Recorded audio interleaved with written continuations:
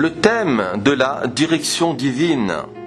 Dans le livre des Proverbes au chapitre 16 au verset 9, le sage dira que le cœur de l'homme médite sa voie, mais c'est l'Éternel qui dirige ses pas. La direction divine est quelque chose de salutaire à notre vie spirituelle et aussi à l'ensemble de notre existence.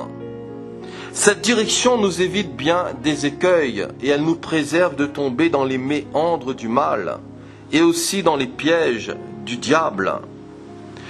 Pourquoi Dieu se propose-t-il de nous diriger ? Tout simplement parce que nous n'avons pas la capacité de diriger nos pas. Et dans notre lecture, le sage dira « Le cœur de l'homme médite sa voie, mais c'est l'Éternel qui dirige ses pas ».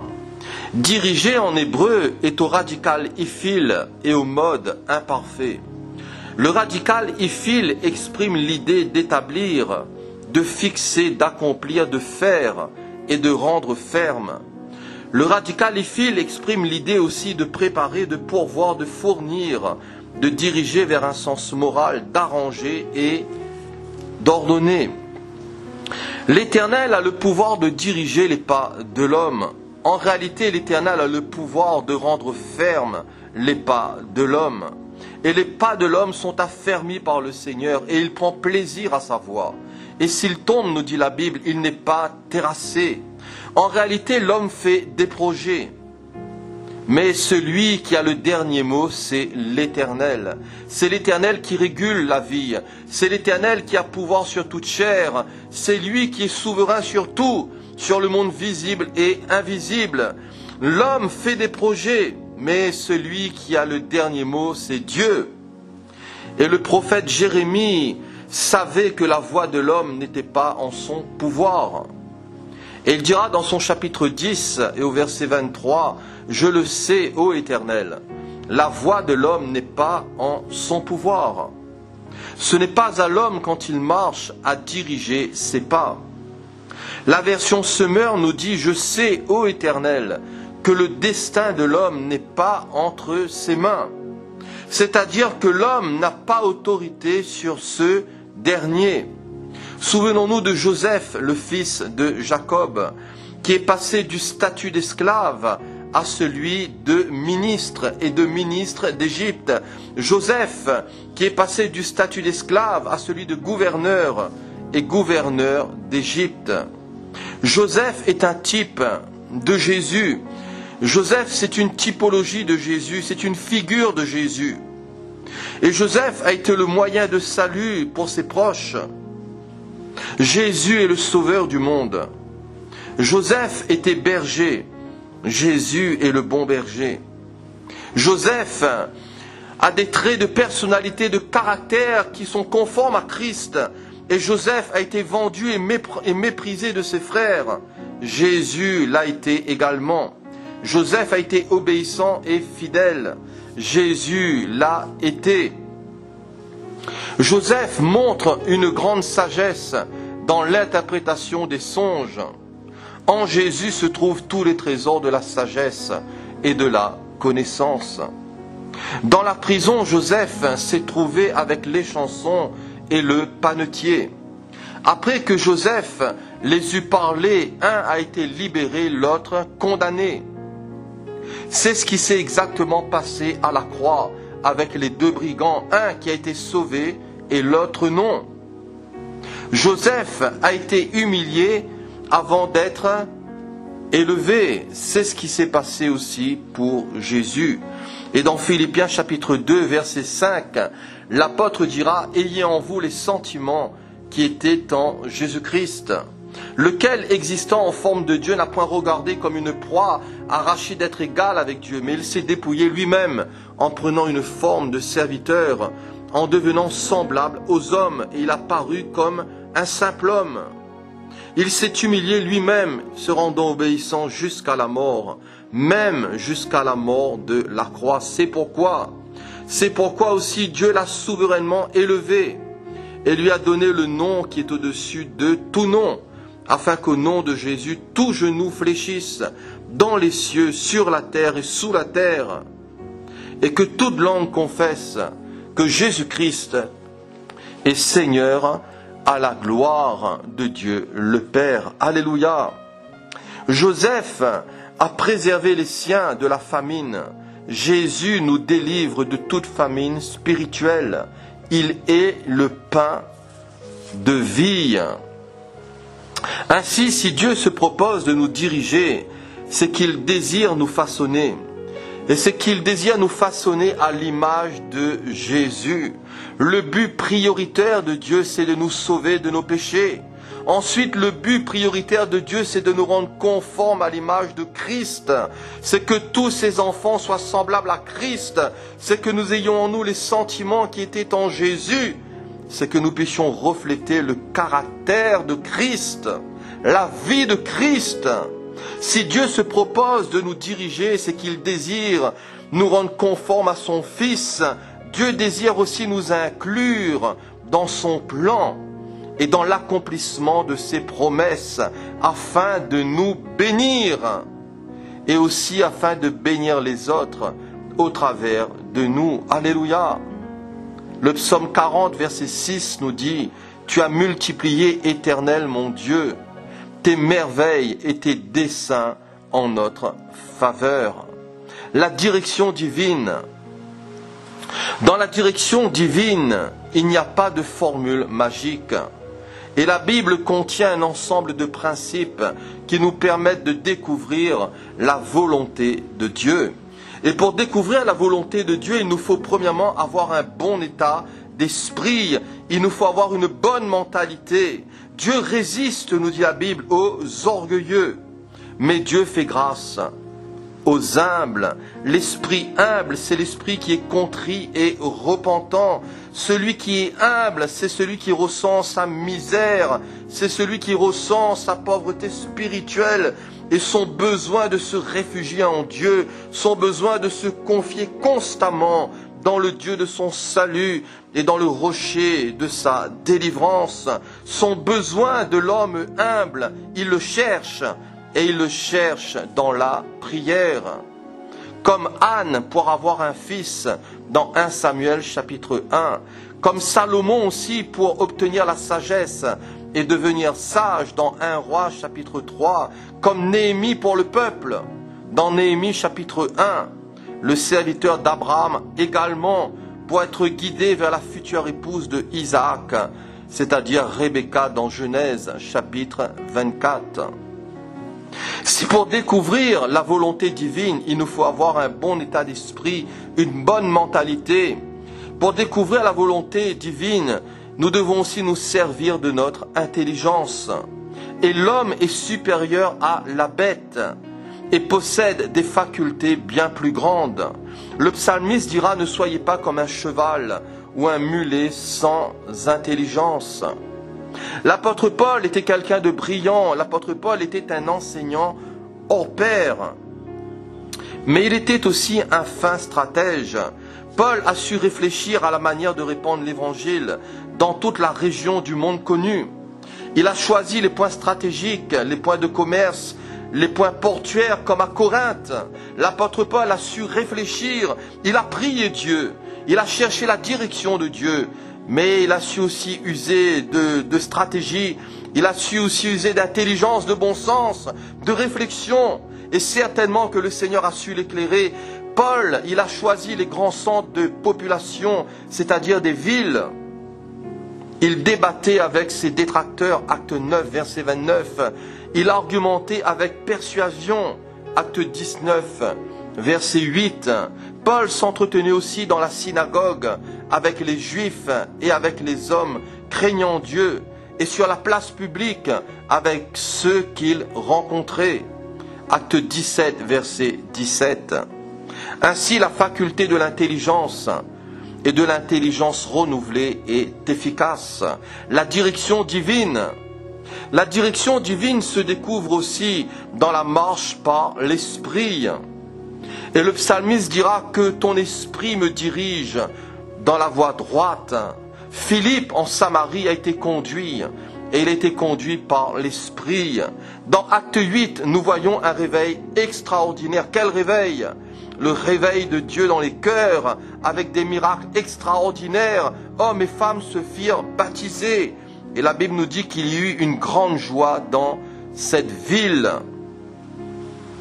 Philippe quittera les foules pour aller vers un lieu désert, afin de rencontrer ce ministre éthiopien, nous dit la Bible. Et au verset 29, l'Esprit dit à Philippe, avance et approche-toi de ce char. L'Esprit dit à Philippe. Et Philippe lui annonça la bonne nouvelle de Jésus. Au verset 39, après avoir baptisé cet eunuque, l'Esprit du Seigneur enleva Philippe. Extraordinaire. L'œuvre de l'Esprit, le travail du Saint-Esprit. L'homme religieux ne peut pas comprendre l'œuvre de l'Esprit.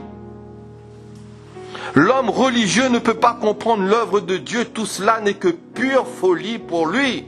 Parce que l'homme religieux, voyez-vous, il est dans ses calculs, il est dedans son programme, il est dans ses méthodes, il est dans ses traditions, il est dans son système. Un peu, voyez-vous, comme un chef d'entreprise, où il faut que tout roule, il faut qu'il y ait du résultat, il faut qu'il y ait du chiffre. Il faut que les programmes soient respectés, et que les programmes soient respectés à la lettre. L'homme religieux ne peut pas comprendre l'œuvre du Saint-Esprit. Et ici, concernant Philippe et le baptême de cet eunuque, nous voyons ici aucun protocole. Absolument aucun protocole. Tout cela échappe, voyez-vous, au pouvoir de l'homme. Et tout ça a été dirigé par Dieu. Alléluia. Serions-nous prêts? Et serions-nous prêts à voir nos emplois du temps, à voir nos habitudes être modifiées et être bouleversées par le Seigneur? Ayons foi dans nos cœurs, ayons foi dans le Seigneur. Certainement, le Seigneur a le pouvoir et le désir de Dieu, c'est de certainement aussi de nous bouleverser et de bouleverser nos méthodes. Ayons la foi dans nos cœurs, la direction divine.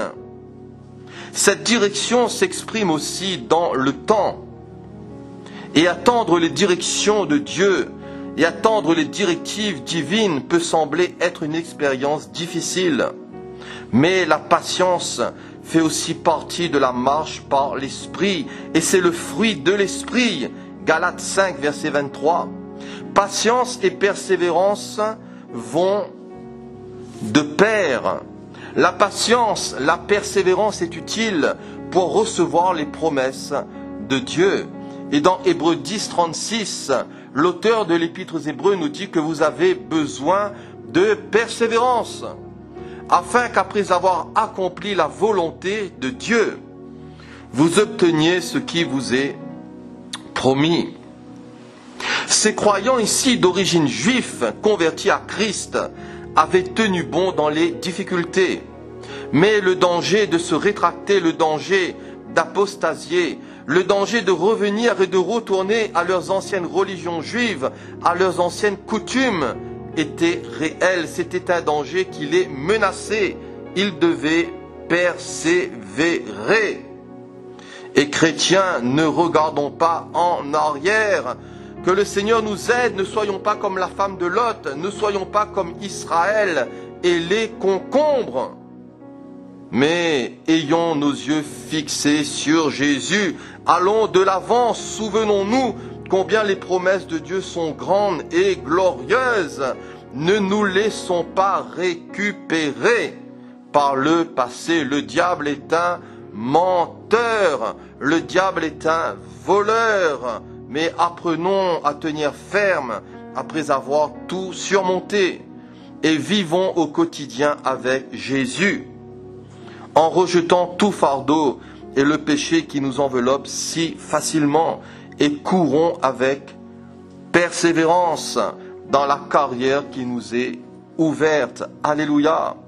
Par quels moyens Dieu va-t-il nous diriger? Dieu nous dirige par sa parole qui est une lampe à nos pieds et une lumière sur notre sentier. Quel contact avons-nous avec la parole? Quel temps consacrons-nous à la parole? Dieu se propose de nous diriger aussi par son esprit. Et Israël l'a été dans le désert au travers de la colonne de nuée et de feu. Par quel moyen Dieu va-t-il nous diriger? Au travers de l'Église. Et l'abandon de l'Église nous place en dehors de la direction divine. La Bible nous exhorte à nous souvenir de nos conducteurs spirituels, à les obéir et aussi à les saluer. Dieu nous dirige, et Dieu nous dirige aussi par la conviction intérieure et par les circonstances. La conviction intérieure doit provenir d'une conscience purifiée et sanctifiée. La Bible nous parle de différents types de conscience. Elle nous parle de conscience faible dans 1 Corinthiens 8. Elle nous parle de conscience flétrie dans 1 Timothée chapitre 4. Elle nous parle de conscience purifiée dans Hébreux 9 et aussi d'une bonne conscience dans 1 Pierre chapitre 3. L'apôtre Paul lui-même, le grand apôtre, il s'efforçait d'avoir constamment une conscience sans reproche devant Dieu et devant les hommes. Acte 24, verset 16. À Timothée, il lui rappelle que le but de la recommandation, c'est un amour venant d'un cœur pur, d'une bonne conscience et d'une foi sincère. Qu'est-ce qui favorise la direction divine? Ce qui favorise la direction divine, c'est une vie libre du péché. C'est une vie libérée du mal, c'est une vie sanctifiée, transformée et consacrée. La direction divine pointe vers la croix. Romains chapitre 6 et chapitre 7, où là le Seigneur Jésus a tout accompli pour nous libérer, pour nous changer, pour nous communiquer une nature nouvelle, pour nous libérer de la puissance du péché, pour nous libérer du joug de la mort, du joug de la maladie, pour nous libérer de toute la puissance des ténèbres et pour nous transporter dans le royaume du Fils de son amour. La direction divine pointe toujours vers la croix, c'est-à-dire vers la mort et vers la résurrection de Jésus, qui est le garant de notre mort et de notre résurrection en lui, afin que nous marchions en nouveauté de vie. La direction divine se veut pratique. Devant l'embarras des choix, Dieu peut nous guider. Il peut arriver que nous soyons face à diverses situations, à différentes portes qui s'ouvrent à nous, à diverses propositions, peut-être de travail, de poste d'emploi, peut-être diverses propositions financières. Et Dieu, là aussi, veut nous guider. Dieu veut nous diriger. La direction divine, elle se veut pratique. Prions le Seigneur devant l'embarras des choix. Prions le Seigneur dans une situation aussi de crise, comme dans le livre d'Esther, comme dans le livre de Ruth. Les situations de crise existent et elles sont aussi des situations parfois de séparation, des situations de douleur, des situations de divorce, des situations de licenciement qui sont des situations de crise dans l'existence, des amitiés brisées, des maladies qui perdurent. Les situations de crise, ce sont aussi des voies sans issue, où tout est bouché, où tout est fermé, où il n'y a plus d'aurore. Mais il y a de l'espoir en Dieu, comme pour Israël face à la mer Rouge et face aux Égyptiens. Exode chapitre 14. Et Moïse va répondre au peuple, ne craignez rien, restez en place et regardez la délivrance que l'Éternel va vous accorder en ce jour. Car les Égyptiens que vous voyez aujourd'hui, vous ne les verrez plus jamais. L'Éternel combattra pour vous et vous gardez le silence. Soyez tranquilles, soyez sereins, parce que Dieu ne nous oublie pas. Et dans la direction de Dieu, il y a aussi la délivrance de Dieu. Alléluia. Comment savoir si nous sommes dans la direction de Dieu? Nous devons ressentir son approbation par le Saint-Esprit, par une paix intérieure, par la tranquillité, par le calme, par le repos, qui est à l'opposé du trouble, de l'anxiété, de l'angoisse. La paix du cœur, l'approbation de l'Esprit de Dieu, l'approbation de la volonté de Dieu, se fait dans la tranquillité, dans le repos. Ésaïe chapitre 26, verset 3. Ésaïe chapitre 30, verset 15. Comment savoir si nous sommes dans la direction de Dieu? En ressentant son approbation, en ayant aussi une joie partagée. Une joie partagée au sein de la famille, des enfants, au sein aussi avec le conjoint. Dans le psaume 128. Et le mariage est une institution divine. Et il augmente la force motrice de la direction divine. Comment savoir si nous sommes dans la direction de Dieu?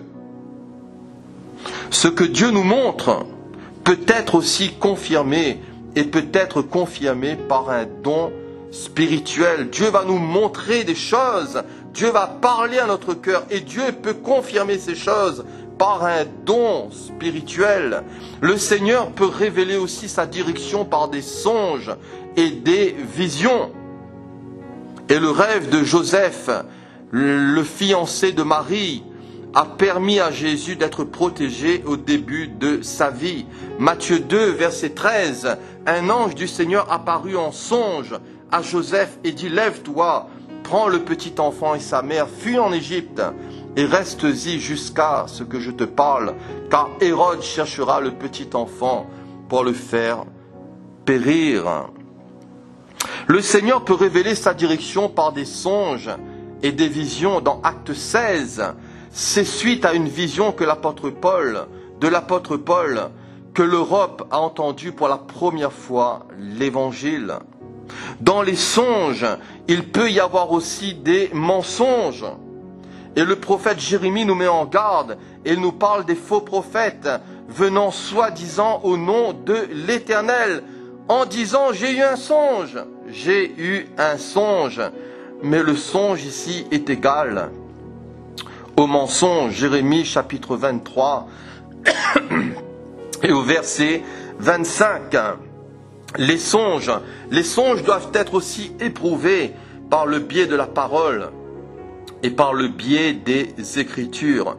Deutéronome chapitre 13, versets 1 à 5. Pour terminer, et pour conclure, le désir du Seigneur, c'est de nous conduire. Le désir de Dieu, cher ami, c'est de te diriger. Même si tu passes par un mauvais quart d'heure, même si tout s'effondre autour de toi, même si souvent tu ne comprends que dalle à ta situation, si tu as mis ta foi dans le Christ Jésus, si tu crois dans la personne du Père, du Fils et du Saint-Esprit, si tu crois dans la parole de Dieu, si tu crois dans la mort et dans la résurrection de notre Seigneur Jésus, sache que le Seigneur a un œil favorable sur toi. Sache que tu es béni de Dieu. Et le désir du Seigneur sera de te prendre en charge du début jusqu'à la fin. Même s'il t'arrivera de tomber, même s'il t'arrivera de chuter, même s'il t'arrivera de pécher. Fais-lui confiance, même si tu ne comprends pas tout, le Seigneur saura te pardonner si tu te confies en lui, si tu sais te repentir, si tu sais abandonner tes voies de péché, si tu sais chercher la face de Dieu. Le Seigneur dira dans le psaume 32, verset 8, « Je t'instruirai et te montrerai la voie que tu dois suivre. Je te conseillerai et j'aurai le regard sur toi. » Alléluia, apprenons par la grâce de Dieu, parce que nous sommes à l'école de Dieu, vous et moi et vous.